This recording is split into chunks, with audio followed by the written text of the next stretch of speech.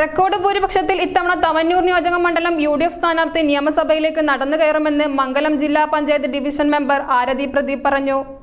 UDF ജൻസി വോട്ടുകൾ ഏകീകരിക്കുന്നതിന് വേണ്ടി കളത്തിലിറക്കിയിട്ടുള്ളത് ഏറ്റവും പ്രായം കുറഞ്ഞ ജില്ലാ പഞ്ചായത്ത് മെമ്പർ കൂടിയായ ആരതിയെയാണ്. ആരതി നമ്മോടൊപ്പം ചേരുകയാണ്. നമസ്കാരം. നമസ്കാരം.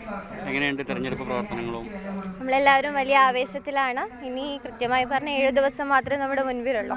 നമ്മുടെ ചുട്ടുപൊള്ളുന്ന വെയിലും നമ്മുടെ പ്രവർത്തകരും അതുപോലെ തന്നെ മെമ്പർമാരെല്ലാവരും വീടുകളൊക്കെ കയറിയിറങ്ങി വോട്ടുകൾ ക്ഷണിക്കുന്ന തിരക്കിലാണ്.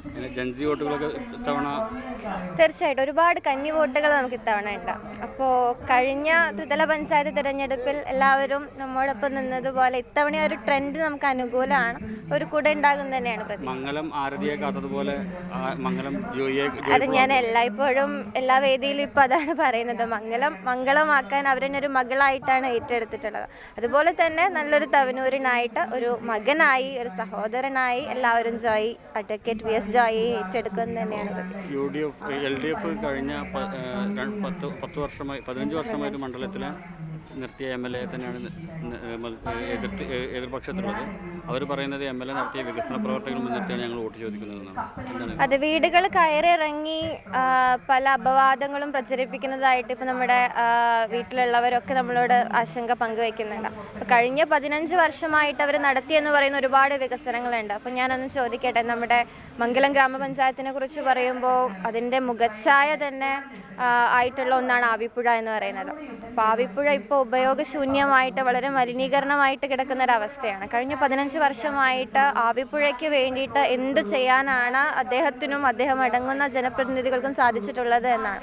ഇപ്പോൾ മാലിന്യ സംസ്കരണം വളരെ വിഷയമായിട്ടാണ് അവിടുത്തെ ആൾക്കാർ എപ്പോഴും ഫോൺ കോളുകളുമായിട്ട് വന്നുകൊണ്ടിരിക്കുകയാണ്. അപ്പോൾ 15 വർഷമായിട്ട് അദ്ദേഹത്തിന് ചെയ്യാൻ സാധിക്കാത്തത് കഴിഞ്ഞ 2 മാസമായിട്ട് ഞാൻ ഇപ്പോൾ തിരഞ്ഞെടുപ്പ് കഴിഞ്ഞ് എത്തിയിട്ടുള്ളൂ. ഇത്തവണ മലപ്പുറം ജില്ലാ പഞ്ചായത്തിൻ്റെ ഫണ്ട് ആവിപ്പുഴയ്ക്ക് വേണ്ടിയിട്ട് നമ്മൾ വകയിരുത്തിയിട്ടുണ്ട്. അപ്പോൾ മാലിന്യ സംസ്കരണം ഉൾപ്പെടെ ശുദ്ധജലം അനുയോജ്യമാക്കാൻ വേണ്ടി ആവിപ്പുഴയുടെ ഈ ഇലക്ഷൻ പ്രോട്ടോക്കോൾ അവസാനിക്കുമ്പോൾ തന്നെ നമ്മൾ അതിനുള്ള പ്രക്രിയ ആരംഭിക്കും. അങ്ങനെ തുടങ്ങി ചമ്രാവട്ടം റെഗുലേറ്റർ കം ബ്രിഡ്ജ്, എനിക്ക് തോന്നുന്നു അഴിമതി കൊണ്ട് വീർപ്പ് മുട്ടിയ ഒരു പാലം എന്ന് പറയുന്നതായിരിക്കും കുറച്ചും കൂടെ നല്ലത്. അപ്പം അങ്ങനെ തുടങ്ങി ഫിഷറീസിൻ്റെ ഹോസ്പിറ്റൽ ആയിക്കോട്ടെ, ഇങ്ങനെ അന്ന് ഇട്ടി മുഹമ്മദ് ബഷീറിൻ്റെ സമയത്ത് ഉദ്ഘാടനം ചെയ്ത് വന്ന ബിൽഡിംഗ് ആണ്. അതിനുശേഷം യാതൊന്നും ചെയ്യാൻ അദ്ദേഹത്തിന് സാധിച്ചിട്ടില്ല. എന്താണ് ഈ വികസനം എന്നുള്ളത് കൊണ്ട് ഉദ്ദേശിക്കുന്നത് എന്നുള്ളതാണ് നമുക്ക് മനസ്സിലാക്കാൻ പറ്റാത്തത്. മംഗലം ഗ്രാമപഞ്ചായത്തിനെ കുറിച്ച് പറയുമ്പോൾ അല്ലെങ്കിൽ തവനൂരിനെ കുറിച്ച് പറയുമ്പോൾ എടുത്തു പറയേണ്ടതായിട്ടുള്ള ഇത്തരത്തിലുള്ള ചില മേഖലകളുണ്ട്. ഇവിടെ ഒന്നും ഒരു ശ്രദ്ധ പതിപ്പിക്കാൻ കഴിയാത്ത ഒരു MLA ഇനി എന്തിനാണ് 5 വർഷങ്ങൾ കൊണ്ട് ഇനി എന്തിനാണ് ആവശ്യം എന്നുള്ളതാണ് നമ്മുടെ ചോദ്യം. അപ്പോൾ മാഡം പറഞ്ഞു വരുന്നത് കഴിഞ്ഞ 15 വർഷക്കാലം മണ്ഡലത്തിൽ ഒരുവിധ വികസനവും നടന്നിട്ടില്ല. ഇല്ല, ജനങ്ങളിലേക്ക് ഇറങ്ങി ചെല്ലുമ്പോൾ നമുക്ക് മനസ്സിലാക്കാൻ സാധിക്കുന്നതും അതാണ്. അപ്പോൾ ഇനി അടുത്ത 5 വർഷം നമ്മുടെ ഒരു ഭരണം വരുമ്പോൾ എങ്ങനെയായിരിക്കണം തവനൂർ നിയോജക മണ്ഡലത്തിൽ വികസനം വരിക എന്നുള്ളത് കാണിച്ചു കൊടുക്കാൻ തന്നെ, അതായത് നമ്മളെ സംബന്ധിച്ചതൊരു ജീവൻ മരണ പോരാട്ടമാണ്.